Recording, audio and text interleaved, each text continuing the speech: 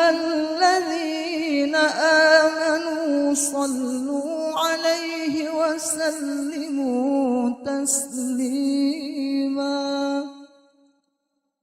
اللهم صل وسلم وبارك على أشرف العرب والعجم وإمام مكة والمدينة والحرم سيدنا ومولانا محمد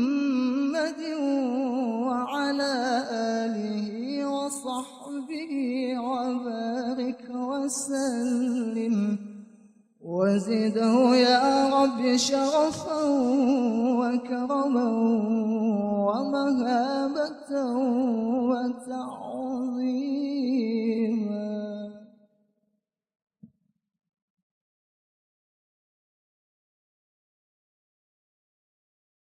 السلام عليكم ورحمة الله وبركاته. الله أكبر الله أكبر الله أكبر الله أكبر أشهد أن لا إله إلا الله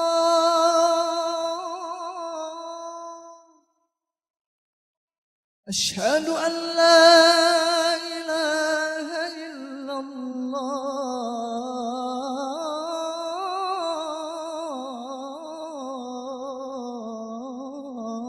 الله أشهد أن محمدا رسول الله أشهد أن محمدا رسول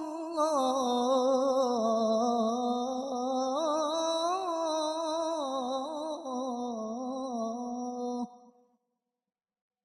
حي على الصلاة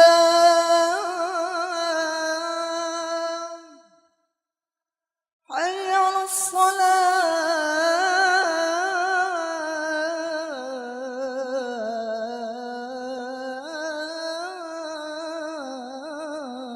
الصلاة حي على الفلاح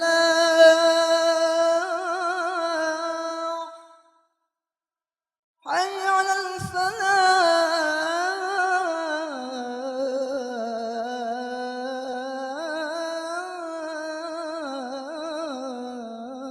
الفلاح والله أكبر الله أكبر لا إله إلا الله.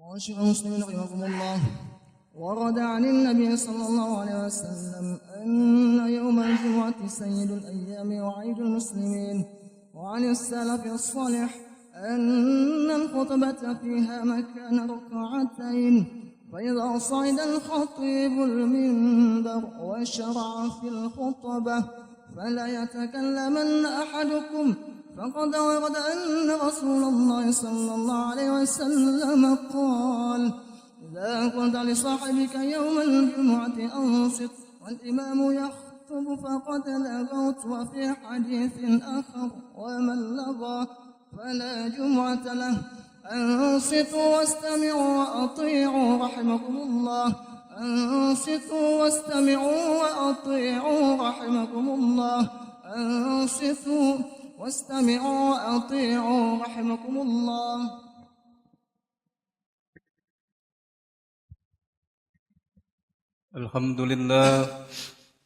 الحمد لله الذي نحمده ونستعينه ونستغفره ونعوذ بالله من شرور أنفسنا ومن سيئات أعمالنا من يهد الله فلا مضل له ومن يضلل فلا هادي له أشهد أن لا إله إلا الله وأشهد أن سيدنا محمدا عبده ورسوله أرسله بشيرا ونذيرا وداعيا إلى الله بإذنه وسراجا منيرا اللهم صل على نور الأنوار وسر الأسرار وتركياك الأغيار ومفتاح باب اليسار سيدنا محمد المختار وآله الأطهار وأصحابه الأخيار عدد نعم الله وإفضاله اللهم صل وسلم وبارك وكرم وأزم على سيدنا وحبيبنا وشفيئنا وقرة أعيننا ومولانا محمد وعلى آله وصحبه أجمعين أما بعد فيا أيها الحاضرون والمستمعون والمسلمون رحمكم الله أوصيكم ونفسي بتقوى الله اتقوا الله حق تقاته ولا تموتن إلا وأنتم مسلمون. Marilah senantiasa kita meningkatkan keimanan serta ketakwaan kita kepada Allah Subhanahu wa taala dan kepada Rasul-Nya dengan sebenar-benarnya, yaitu dengan menjalankan segala perintah Allah dan Rasul-Nya dan menjauhi segala larangan Allah dan Rasul-Nya sallallahu alaihi wasallam. Saudara-saudara kaum muslimin, jemaah salat Jumat rahimakumullah. Kita harus menyadari bahwa hawa nafsu yang kita perangi dan kita kalahkan sebulan penuh di bulan suci Ramadan bukan berarti tugas kita telah selesai. Karena di balik kalahnya hawa nafsu itu masih ada tipu daya syaitan yang selalu memasang perangkapnya dan membentuk kekuatan untuk menyesatkan kita. Dalam satu riwayat dijelaskan bahwa iblis laknatullah berteriak memanggil anak buahnya pada bulan Ramadan dan pada hari raya Idul Fitri dan pada hari setelah bulan Ramadan, maka berkumpullah anak buahnya iblis di hadapannya. Mereka bertanya kepada iblis, "Wahai Tuhan kami, siapakah yang telah membuat Tuhan murka pada hari ini sehingga Tuhan memanggil kami, kami siap untuk menghancurkannya?" Iblis menjawab, "Tidak ada orang yang membuat aku murka pada hari ini. Hanya saja Allah Subhanahu wa taala benar-benar telah memberi ampunan kepada umat ini. Maka kalian harus membuat mereka sibuk dengan kelezatan-kelezatan, keinginan-keinginan hawa nafsu syahwatnya, sehingga Allah murka kepada mereka. Yang paling penting dalam berbuat taat dan ibadah serta ikhlas adalah istiqamah. Artinya tetap dalam beramal soleh dan berbuat taat kepada Allah setiap masa dan waktu. Tidak terikat dengan bulan Ramadan saja, karena Tuhan yang kita sembah dan Tuhan yang kita berpuasa karenanya, Tuhan yang kita ruku dan sujud kepadanya, Tuhan yang kita baca kitabnya pada bulan Ramadan tadi, maka dialah Tuhan kita Allah Subhanahu wa taala pada setiap masa. Maka janganlah kita menjadi hamba Ramadan, akan tetapi hendaklah kita menjadi hamba Allah. Artinya janganlah kita hanya beribadah di bulan Ramadan saja, dan begitu berlalu Ramadan, kita tidak beribadah lagi. Kita benar-benar merasa prihatin melihat kenyataan yang ada.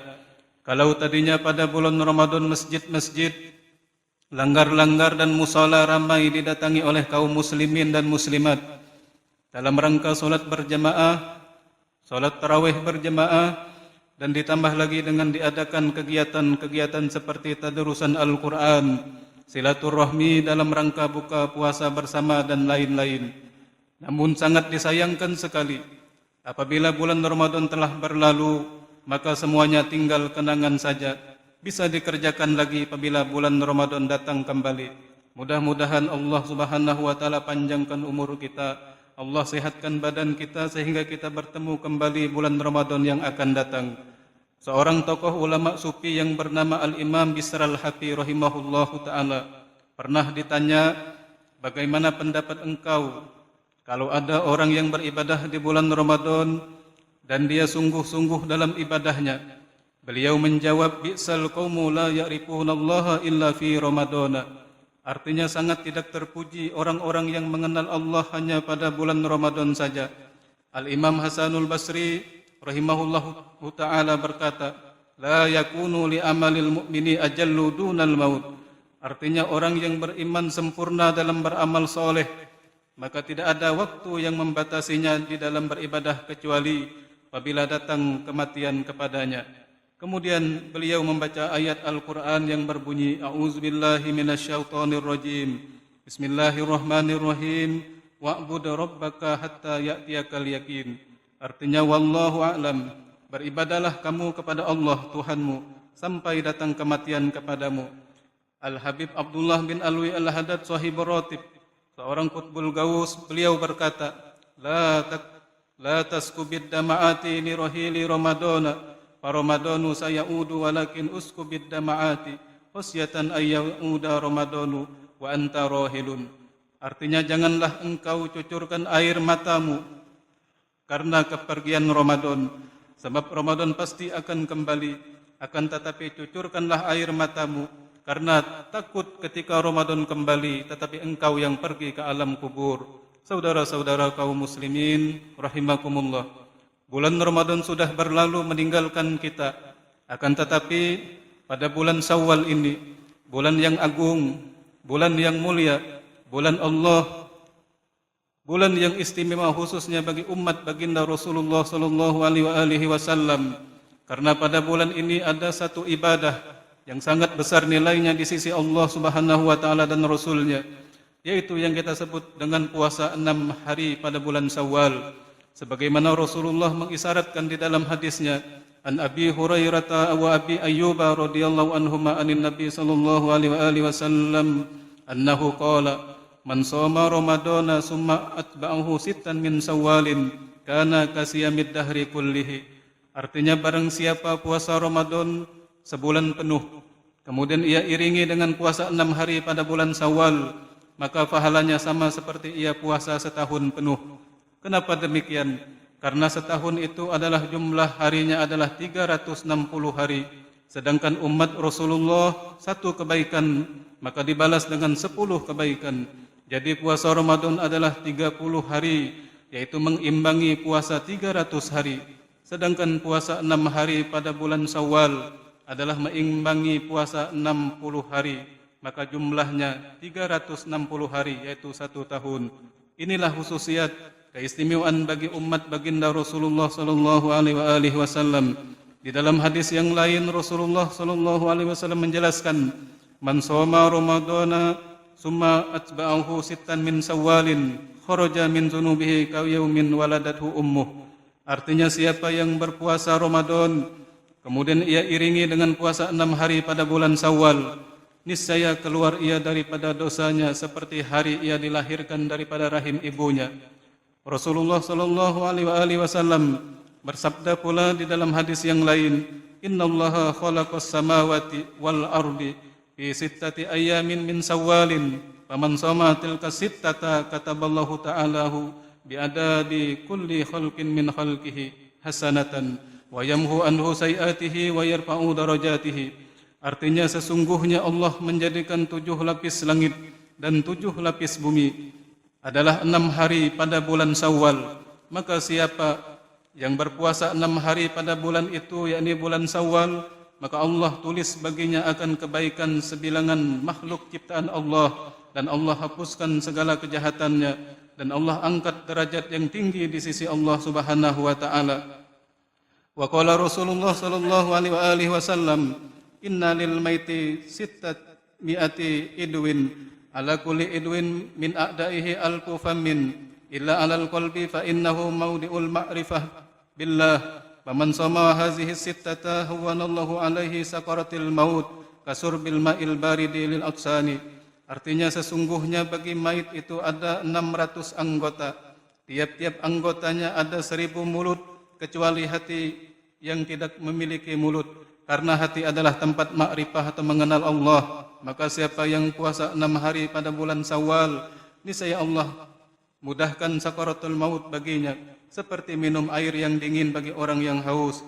Itulah barangkali isyarat firman Allah Subhanahu wa taala di dalam Al-Qur'an, "Wa man jaa'a bil hasanati falahu asru amsalihha wa man jaa'a bis sayyi'ati fala yujza illa mislaha wa hum la yuzlamun." Artinya, wallahu a'lam, barang siapa berbuat kebaikan niscaya ia mendapat balasan 10 kali lipat amalnya, dan barang siapa berbuat kejahatan maka ia dibalas seimbang dengan kejahatannya. Mereka sedikit pun tidak dirugikan dan tidak dizalimi oleh Allah Subhanahu wa taala. Surah Al-An'am ayat 160. Mudah-mudahan Allah Subhanahu wa taala selalu memberikan taufik dan hidayahnya kepada kita semua sehingga kita dapat mengamalkan puasa 6 hari di bulan Syawal. Amin ya rabbal alamin. Alhamdulillahi rabbil alamin. Allahumma salli wa sallim wa barik ala sayyidina Muhammadin wa ala alihi wa sahbihi ajmain. Amma ba'd.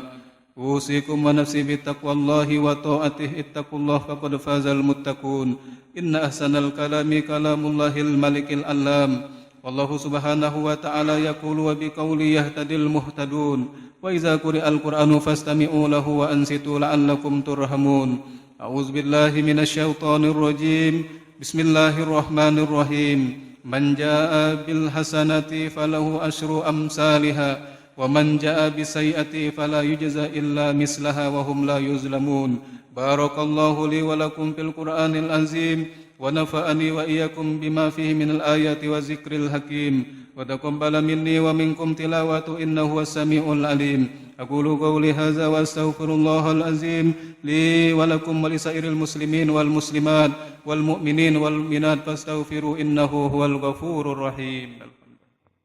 اللهم صل وسلم وزد وأنعم وتفضل وبارك بجلالك وكمالك على أشرف الزيد عبادك وأشرف العبادك سيدنا ومولانا محمد وعن كل صحابة رسول الله أجمعين.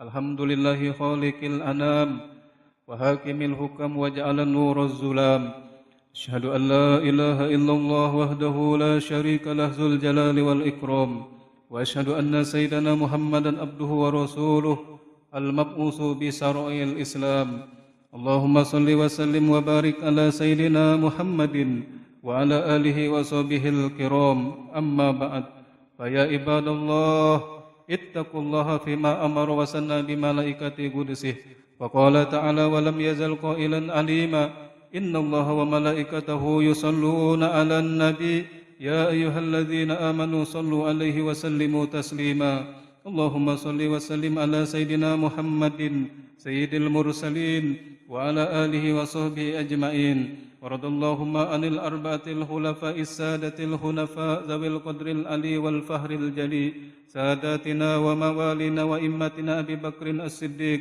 وعمر وعثمان وعلي ورضى عن الستة الباقين من العشرة الكرام البررة الذين بايعوا نبيك محمدا صلى الله عليه وآله وسلم تحت الشجرة طلحة وزبير بن عوام وسعد بن أبي وقاص وسعيد وعبد الرحمن بن عوف وأبي عبيدة آمر بالجرة ورضى عن أمي نبيك خير الناس حمزة والعباس ورضى عن السبتين السعيدين الإمام أبي محمد الحسن والإمام أبي عبد الله الحسين وعن أمهما فاطمة الزهراء البتول بنت سيدنا الرسول وعن جدتهما خديجة الكبرى ونيسة أم المؤمنين وعن بقية أزواج رسول الله صلى الله عليه وسلم وأصحابه أجمعين وعن التابعين وتابع التابعين وتابعهم بإحسان إلى يوم الدين اللهم اغفر لنا وللمسلمين والمسلمات والمؤمنين والمؤمنات الأحياء منهم والأموات إنك سميع قريب مجيب الدعوات يا قاضي الحاجات ويا غافر الذنوب والخطيئات برحمتك يا أرحم الراحمين اللهم جيوش المسلمين وعساكر الموحدين اللهم أهلك الكفرة والمشركين أعداءك أعداء الدين اللهم ربنا آتنا في الدنيا حسنة وفي الآخرة حسنة وقنا عذاب النار عباد الله إن الله يأمركم بالعدل والإحسان وإيتاء ذي القربى وينهى عن الفحشاء والمنكر والبغي يعظكم لعلكم تذكرون واذكروا الله العظيم يذكركم واشكروه على نعمه يزدكم واسألوه من فضله يؤتيكم والله سبحانه وتعالى أعلم وأجل وأعظم ولا ذكر الله أكبر والله يعلم ما تسمعون. قيموا الصلاة.